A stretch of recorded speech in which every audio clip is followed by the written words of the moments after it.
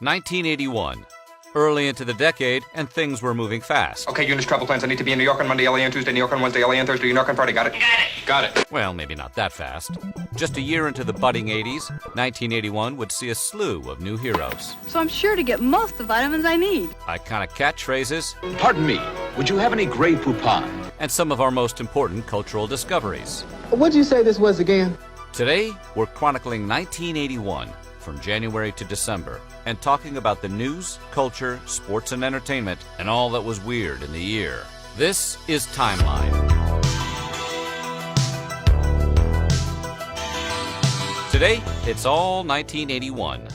This is 1981. On January 12th, Dynasty premiered, and America was introduced to the Carringtons, a filthy rich family from Denver, Colorado. Good evening, Mrs. Carrington. And how has your day been? Dynasty was created to counter another show about filthy rich people, with the wildly successful Dallas on CBS. Flash forward to December 4th.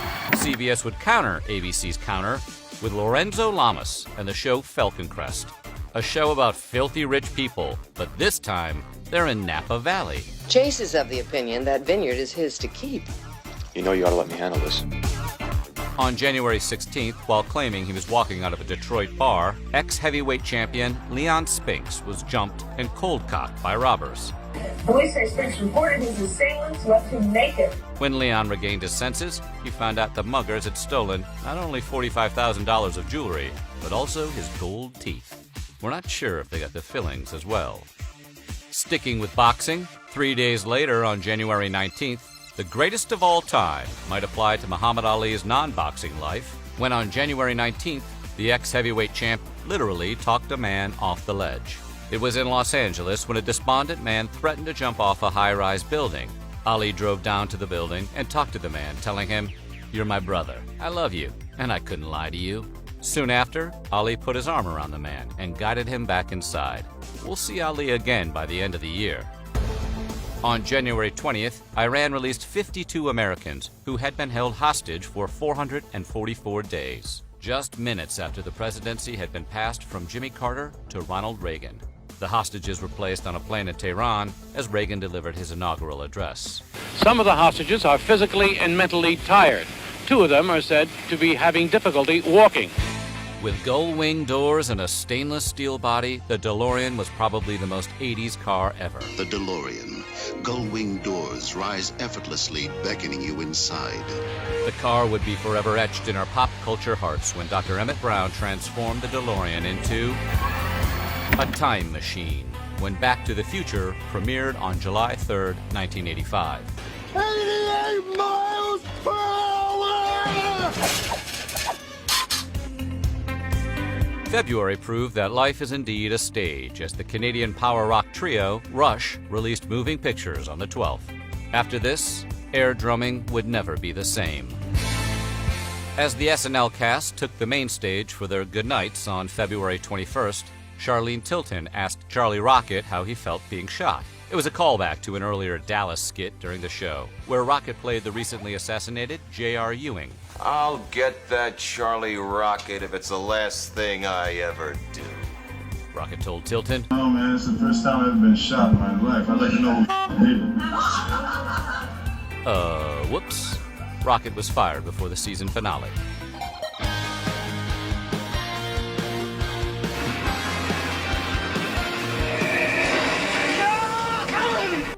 On March 30th, in an attempt to impress actress Jodie Foster, John F. Hinckley attempted to assassinate Ronald Reagan. Reagan was shot in the left lung, with the bullet just missing his heart. In the melee, Hinckley also shot a Secret Service agent as well as Press Secretary James Brady, who was hit in the head and critically wounded. James Brady's injury would eventually turn into law. 12 years ago, my life was changed forever by a disturbed young man with a gun. On November 30th of 1993, President Bill Clinton signed the Brady Bill into law. Don't tell me this bill will not make a difference. That is not true. On April 13th, the Washington Post's Janet Cook was awarded the Pulitzer Prize for a feature she wrote titled Jimmy's World. It was the harrowing profile of the life of little Jimmy, an 8-year-old heroin addict. She described the needle marks freckling the baby-smooth skin of his thin brown arms. Shocking, yes. It would have been, if it was true. 2 days after the prize had been awarded, the Post admitted they were duped. Cook resigned and returned her Pulitzer. AAA baseball teams, the Pawtucket Red Sox and the Rochester Red Wings, played the longest game in professional baseball history. The pitching duel went 33 innings and lasted 8 hours and 25 minutes. Over 32 innings were played. By 4 a.m., the players were delirious from exhaustion. With 19 fans left in the bleachers at 4:07 a.m., the game was stopped. The 33rd and final inning was played several months later. Pawtucket won the game 3-2 on June 23, 1981. On April 24th, the Center for Disease Control records that Ken Horn, resident of San Francisco, had Kaposi sarcoma. Later in 1981, the CDC would go back and correct Horn's medical records, retroactively identifying him as the first patient of the AIDS epidemic in the U.S.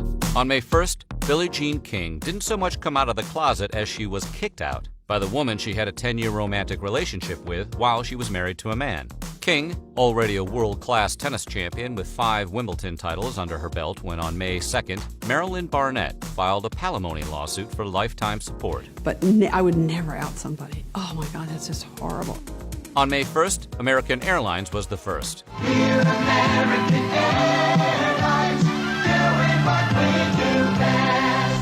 When they launched American Airlines Advantage, the first frequent flyer loyalty program. Money Can't Buy Life were Bob Marley's last words to his son Ziggy. Marley passed from skin cancer. The melanoma had spread from under his toe, a symptom of already existing cancer, not by an injury during a football match as the incorrect reports first stated. Marley was only 36 years old when he passed. Flash forward to 3 years later on May 8th of 1984, when Bob Marley's Legend would be released, which would end up in just about every college student's music collection ever. On May 13th in St. Peter's Square in Vatican City, Mehmet Ali Agca attempted to assassinate Pope John Paul II.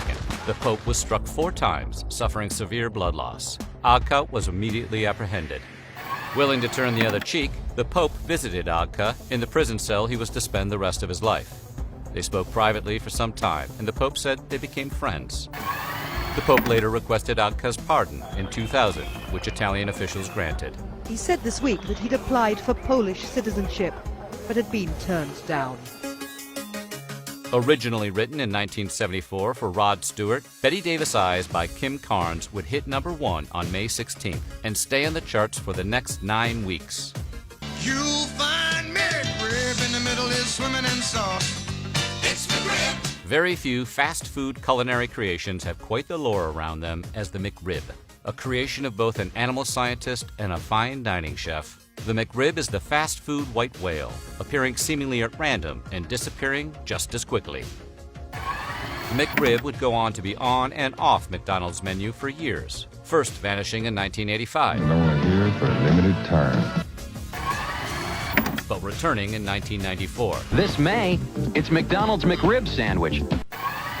Then doing farewell tours in 2005. It's McRib time. 2006. McRib is back. And 2007. It's back. The McRib. It's hard to be sad about something that's gone when it's never really left.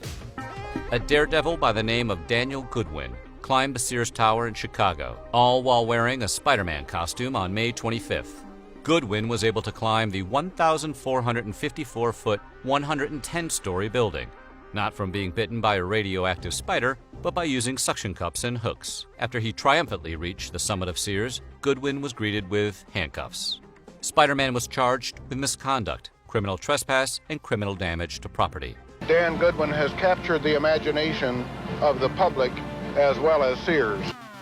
The month of June featured a mix of famous media moments. Sometimes I feel I'm scared to live. Snakes. Why did it have to be snakes?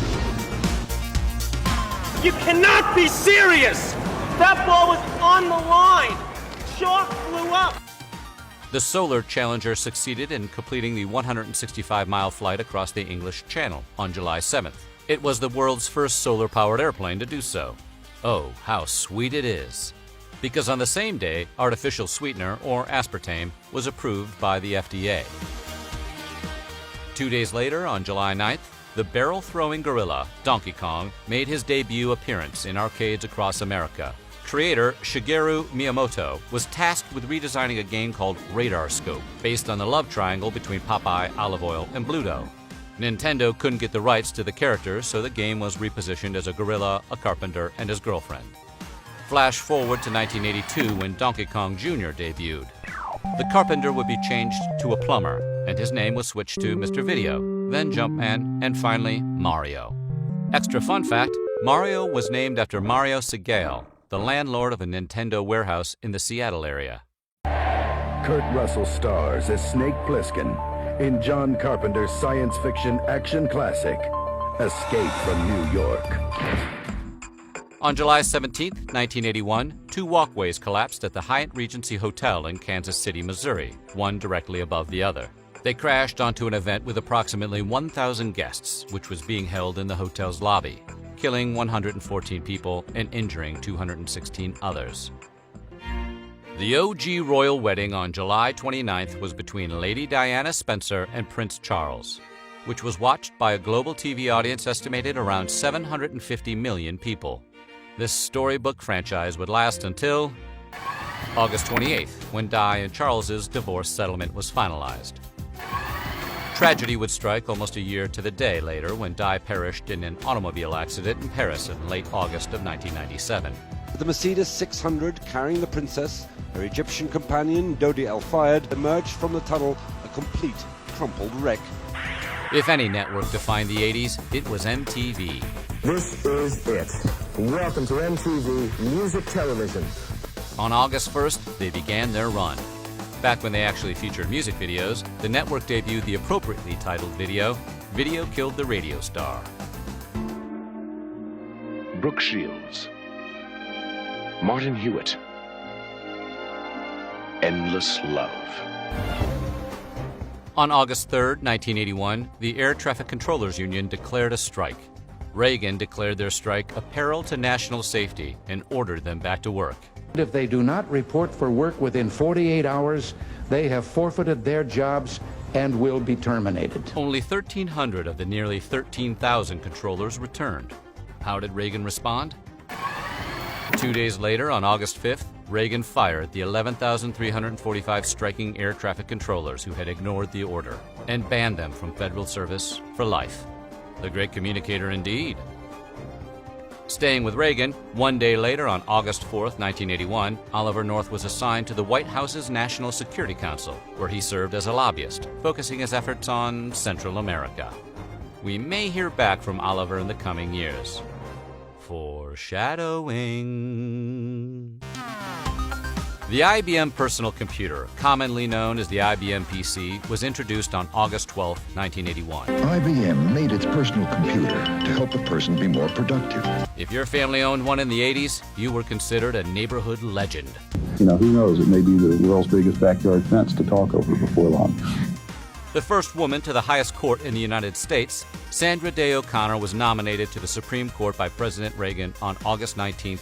The only significant opposition has come from abortion opponents.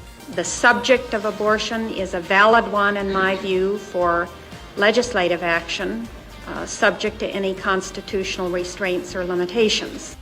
Hanna-Barbera, who shaped America's animated lives with Yogi Bear, the Jetsons, and Hong Kong Phooey, struck blue gold with the introduction of Papa Smurf, Brainy, and Smurfette on September 12, 1981. La la la la la la la la la la. Now try to get that out of your head. I'll get you. I'll get all of you if it's the last thing I ever do.